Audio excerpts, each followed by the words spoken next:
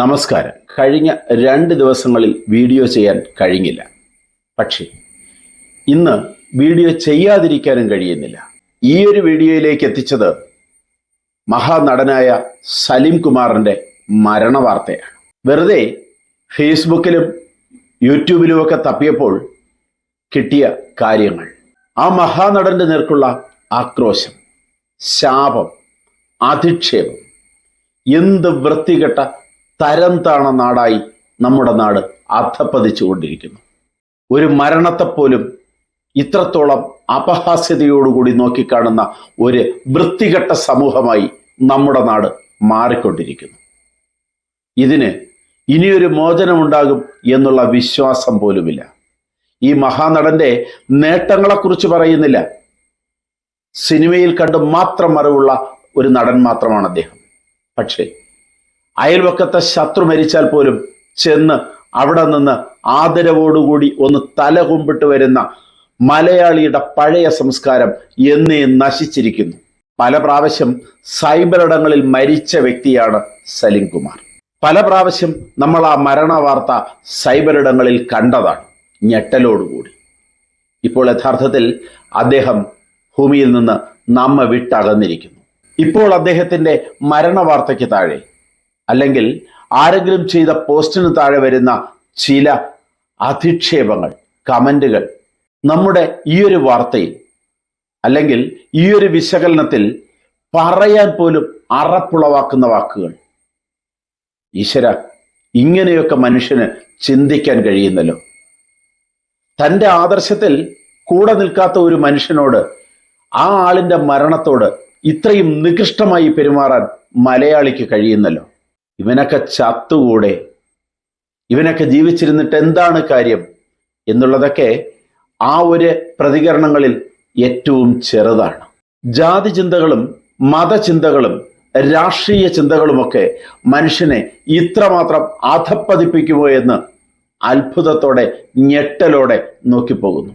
Mimicry ലോകത്തു നിന്ന് സിനിമയിലേക്ക് കടന്നു വന്ന് നമ്മെ ഒരുപാട് ചിരിപ്പിക്കുകയും ചിന്തിപ്പിക്കുകയും കരയിപ്പിക്കുകയും ചെയ്ത ആ നടൻ ദീനാവസ്ഥയിൽ ആശുപത്രിയിൽ കിടക്കുമ്പോഴുണ്ടായ സൈബർ ആക്രമണം ഭീകരമായിരുന്നു. ആയുധങ്ങൾ കൊണ്ടുണ്ടാക്കുന്ന മുറിവുകൾ മാറിയെന്ന് വരാം, പക്ഷേ വാക്കുകൾ കൊണ്ടുണ്ടാക്കുന്ന മുറിവുകൾ അത് ഹൃദയത്തിൻ്റെ ആഴങ്ങളിലേക്കാണ് എത്തുക. അതൊരിക്കലും മാഞ്ഞു പോകില്ല. ഈ വാക്കുകൾ വായിക്കാൻ ആ മഹാനടൻ ഇല്ല ഇപ്പോൾ ഭൂമിയിൽ എന്നുള്ളത് മാത്രമാണ് എൻ്റെ ഏക ആശ്വാസം. കാരണം മനുഷ്യൻ ഇത്രയും അധപ്പതിക്കാൻ പാടില്ല.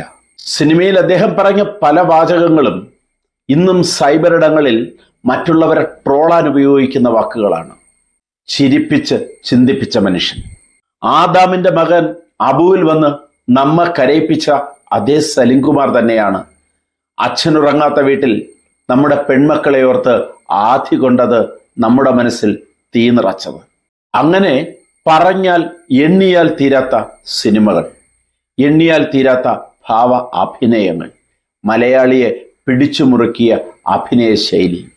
ആ മനുഷ്യൻ താൻ കോൺഗ്രസ്സുകാരനാണ് എന്നുറക്കെ പറഞ്ഞതിൻ്റെ പേരിൽ, കോൺഗ്രസ്സുകാരനായി ജനിച്ച് ജീവിച്ചതിൻ്റെ പേരിൽ ഇത്രയും ഭീകരമായ സൈബർ ആക്രമണം. എന്ത് കഷ്ടമാണ് ആരുടെ ഭാഗത്തു നിന്നുണ്ടായാലും. ഏതെങ്കിലും ഒരു മനുഷ്യനെക്കുറിച്ച് ഇങ്ങനെയൊക്കെ പറയാൻ പാടുണ്ടോ?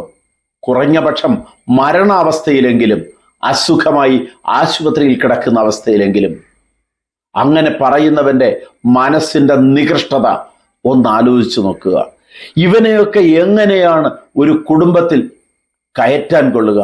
സ്വന്തം കുടുംബത്തിൽ അച്ഛനും അമ്മയും സഹോദരിയും ഒക്കെ ഇവനെ എങ്ങനെയാണ് സഹിക്കുക? ഇവൻ്റെ മകൾ ഇവനെ എങ്ങനെയാണ് പേടിക്കാതെ മുന്നിലൂടെ നടക്കുക? ഇവനെ അറപ്പോടെ അല്ലാതെ ആർക്ക് നോക്കാൻ കഴിയും? കോൺഗ്രസ്സുകാരനായി എന്നൊരൊറ്റ കാരണം കൊണ്ടാണ് മരണാവസ്ഥയിലും രോഗക്കിടക്കയിലുമൊക്കെ ഇത്രയും മോശമായ സൈബർ ആക്രമണത്തിന്, ഈ വെട്ടുകിളി കൂട്ടങ്ങളുടെ ആക്രമണത്തിന് ഈ മനുഷ്യൻ ഇരയായത്. വഴിയിൽ വെച്ച് കാണുമ്പോൾ പരസ്പരം മുഖത്ത് നോക്കാത്തവൻ, പരസ്പരം ശത്രുതയോടുകൂടി പകയോടുകൂടി നോക്കുന്നവൻ, ഒരപകടത്തിൽ, മരണത്തിൽ, രോഗാവസ്ഥയിൽ ആശുപത്രിയിൽ ഒരാളായി കഴിഞ്ഞു എന്നറിഞ്ഞാൽ തീർച്ചയായും അനുതാപത്തോടെ എത്തിയിരുന്ന മലയാളിയുടെ മനസ്സ് നമുക്കെന്നോ എങ്ങനെയോ നഷ്ടപ്പെട്ടില്ലേ? അതിന് ആരാണ് കാരണക്കാരൻ? ഇവിടത്തെ വൃത്തികെട്ട രാഷ്ട്രീയ ശൈലി കൊണ്ട് മാത്രമുണ്ടായതാണ് ഈ ഒരവസ്ഥ. ഈ ഒരവസ്ഥയ്ക്ക് ഒരു മറുവശമില്ലേ?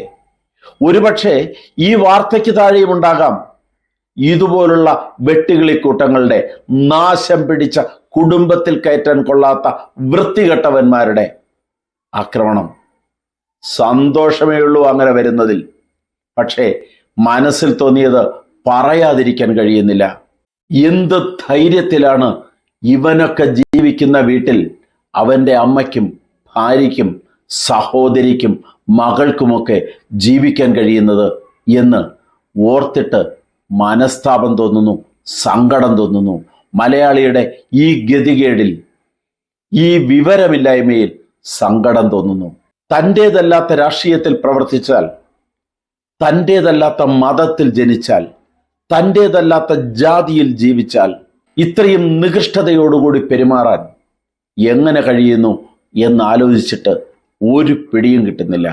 ഇവനൊക്കെ കെടുത്തുന്നത് മലയാളിയുടെ മനസ്സിൻ്റെ നന്മയെയാണ്. ഇവനൊക്കെ ഇല്ലാതാക്കുന്നത് മലയാളിയുടെ മനസ്സിൻ്റെ ശുദ്ധതയെയാണ്.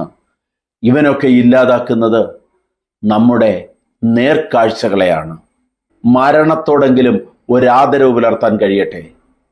അസുഖത്തോടെങ്കിലും ഒരു ദയാവായ്പുണ്ടാകട്ടെ.